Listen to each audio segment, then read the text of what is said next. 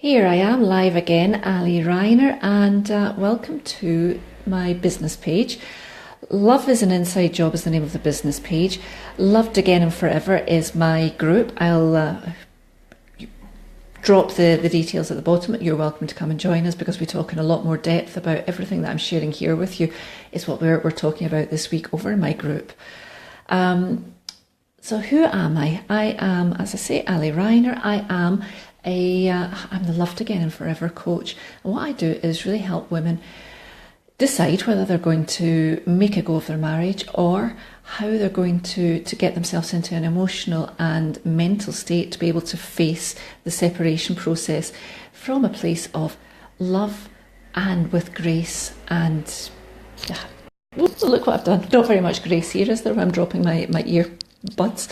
And really, and be in that place where you can face a difficult situation, but with grace and without having to go to that place of fighting for the sake of fighting or fighting for the sake of being heard, which quite often happens at the end of a relationship anyway. It's either, there's either the silent treatment, we're all sitting staring into space like this, or, we try and have a conversation and there's so much defensiveness going on that we explode. So that's what I do. And I don't know about you, but I want to talk about fear because everywhere I look and everyone I speak to at the moment, they're talking about fear. So it seems like quite a good subject. It seems, every business group that I'm in, everyone's jumping up and down about fear and fear of being, fear of failure, fear of success, fear of, all sorts of fear at all.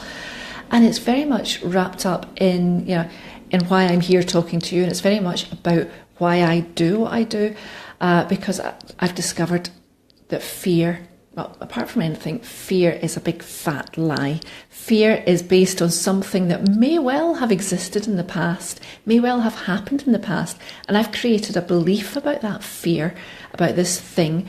Every time I'm faced with a similar situation or I get a similar emotion arising in me as I had in that situation, and that situation could be something going back to childhood. Normally, it's something going back to childhood or your teenage years, where everything's when you're learning new things and you're learning who you are in the world.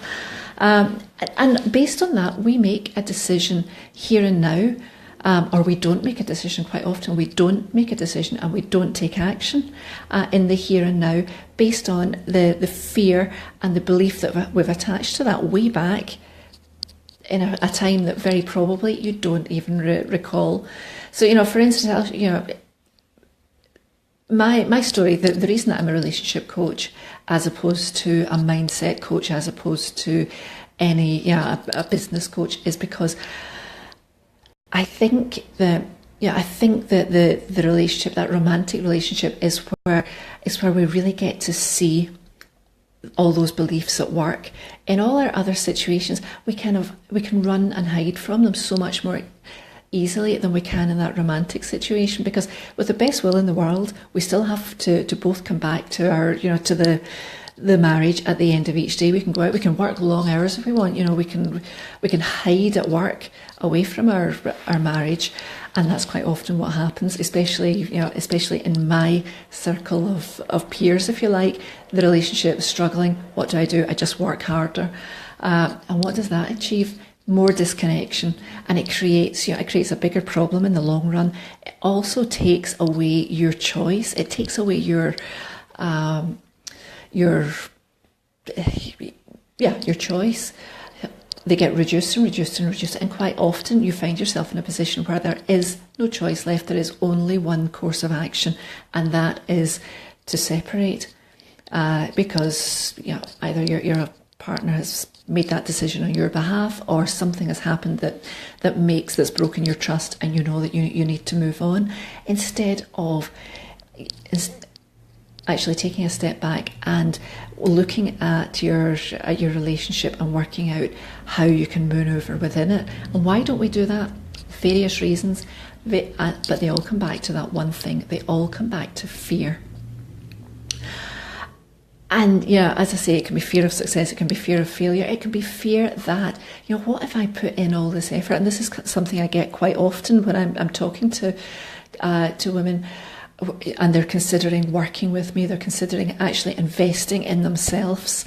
And one of the questions they ask often is, what if I do all this work and my marriage still doesn't change, the relationship still doesn't change? And my answer is very simply, it doesn't actually matter. Then you have your answer. Then you know what you need to do. Then you're no longer left with the shoulds, buts, maybes. If I just try this, or if I'm a better person, or if I'm more loving, or if I shout louder, all those things that we try, to get our partner's attention. You've done all that. You've also looked at yourself. You've also tried everything you can, and you haven't reached there. But you haven't done it from the place that often we do it from, which is to get something back. And I talk about this a lot. When we're trying to resolve, especially a really emotional issue, like our romantic relationship, we're so involved in it and we so want it to work, and we're so hurt because we feel unloved. And all these emotions are driving us. They're driving us insane apart from anything else, but they're driving us and driving us and driving us. And we just want to communicate that. We want our partner, we want our husband or wife to know how we're hurting. But there's a little part of that is, I want you to know because it's your fault. Most of the time, it's a subconscious desire. We don't think that that's where we're coming from. We think that we want to connect, but actually, if you take a step back and if you just let your brain go for a second and you ask yourself, what am I really trying to achieve from this? And you're willing to be completely honest, you'll understand the difference between trying to connect and trying to get something back, trying to make that person understand how much you're hurting because it's their fault. And if only they changed, if only they listened to you, if only they respected you, loved you, whatever, you would feel better and things would be better. But the reason that, so talking about fear, going back to fear, that's kind of going off slightly in a tangent. But so that's one fear that we have in facing our marital situation. What if I do all this work and I don't get what what I'm starting out to do, i.e. the happy ending? Well, the happy ending is you now know. But more than that, you know yourself. So you are in a position to move forward and recreate that life that you want outside the marriage, but from a place of knowing yourself, because you've been there, and you're able to let go without all that guilt that often goes along with just running out of a marriage. So that's one place that fear plays up in the work that I do. Another place is, how often or how long have you been thinking about the state of your marriage? Is it 24 hours? I suspect not. 1 week, 6 months, 2 years, 5 years. Some people are walking down the aisle, and actually I spoke to a woman recently who's very happily divorced and in another relationship, and she said that she knew that she was making a mistake already walking down the aisle, but she didn't have the tools to do anything about it. She didn't know how to get out of it. So, if you're completely honest with yourself, how long have you been thinking about, this not working or not being happy? And what happens then is you're building up this story about what you want to do. So when you actually think about the conversation that you're going to have with your husband or your wife about the next right move, and whether that's proposing to to work through problems together, or proposing to separate, it's like a huge, it becomes such a huge horror. The fear of actually having to confront that, because you've thought about it so many times and you've had so many conversations in your head that it's grown bigger and bigger and bigger and bigger. It seems almost impossible to do. It just seems almost impossible to have that conversation. So we need to get rid of that fear. We need to take that away completely. In order to be able to have that meaningful conversation.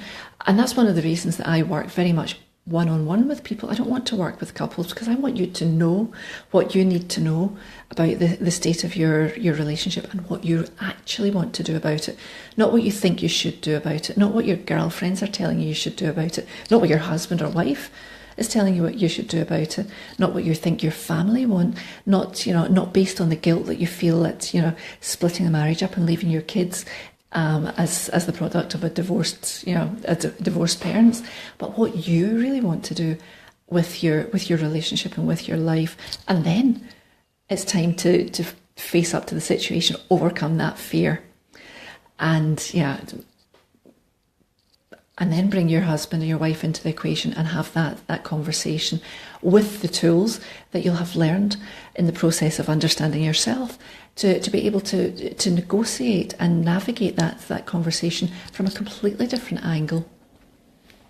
So that's another way that fear shows up a lot. But for me, the big thing, the reason I'm here, the reason I'm talking to you, my fear was based on being rejected, being abandoned, not deserving to feel the way I was feeling. Now that comes it's not that my parents ever told me that, but I was made to feel that way. I was made to feel that, no matter what happened, I always had that sensation that, and when I say my parents, I don't mean my father at all. That's not true. It wasn't my father at all. But I was always left feeling that, I was kind of lucky that things had gone well and I didn't deserve it.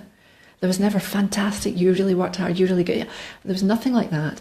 And on the other side, whenever I was feeling sad or hurt or angry, I was told, you shouldn't feel like that because, and then there would be a logical reason why I shouldn't. So my feelings were never honoured. And of course I'm very sensitive, so I take that on, and I've created a belief out of that. And the belief I created out of that was, no woman, and it wasn't men particularly, I had a completely different set of situation with men, luckily, because it made working through things with my husband so much easier. But my belief and my fear was, if good things happen to me, women are going to be jealous and they're going to be nasty to me. And the other thing was, I can't tell women what's happening because they'll make me feel bad, and they will acknowledge my own fear of not deserving these things to happen.